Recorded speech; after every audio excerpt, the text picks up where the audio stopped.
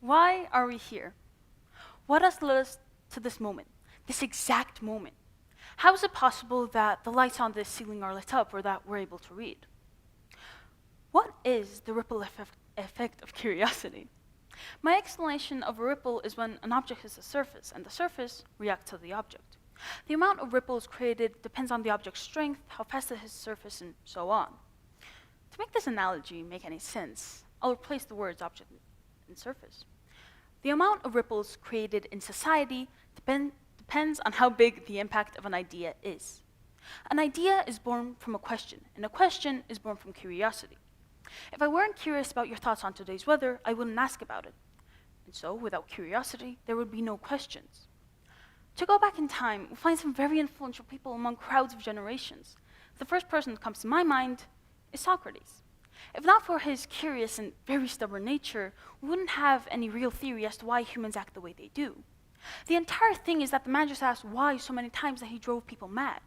Imagine yourself sitting on a bench with a friend, and suddenly, a deranged-looking man approaches you, with for that time the most absurd questions ever. Socrates was a curious man, and I think he started it all. His curiosity inspired others and led us to many breakthroughs. Although I don't think that any of us can meet him because, to my knowledge, we haven't invented a time machine yet, but I can assure you that if you sit next to a curious child, you get the same experience as an Athenian man. For a different example of influential people who asked questions and were curious, we have René Descartes, a man who is known for his line, cogito ergo sum, which translates to, I think, therefore I am. It's a really simple and interesting premise. You think, out of curiosity or nature, create ideas and questions, but what matters in the end are the ripples you create in the crowd or within yourself. All of these people built up their ideas, ideologies, and theories, making their own theoretical pyramids. The questions that they created are still discussed in the modern day, like Kant's The Limits of What We Can and Can't Know. It's a really interesting statement, and as I said, it's still debated to this day. The entire thing about these influential people, as I like to call them, is that they were curious. Curiosity plays a huge role in someone's development and their thought process. Why do you think kids are so curious? They strive to know more and they ask a lot of questions. Think of an infant child, how it squirms around, grabbing and observing everything it sees. Do you think that if it weren't curious, it would be able to develop? When I talk about philosophers, a lot of people are confused and ask me how I know about them. And well, when I was a kid, every day after being picked up from school, I listened to my mom's chosen podcasts on the way home. At that time, she really liked this podcast called Philosophize This, podcast about philosophy. Of course, I was a kid, so I wasn't really interested in the topic, and I always wanted to listen to music instead. But as I grew up, I got more interested and curious. 2 years ago, I picked up a book published by Yale University titled A Little History About Philosophy. I read it, and I absolutely loved it.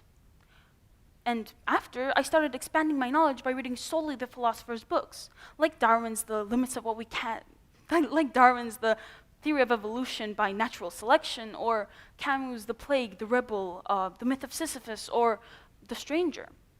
All of this knowledge was possible because I got curious over a podcast I used to listen to in the 2nd grade. Curiosity doesn't only involve thought. It plays a huge role in technological and physical evolution too.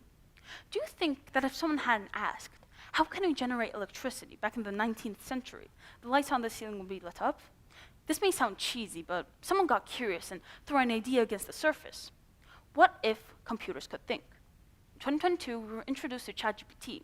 It was only able to generate simple text at a time, but only after 3 years, artificial intelligence is able to generate videos from very simple prompts.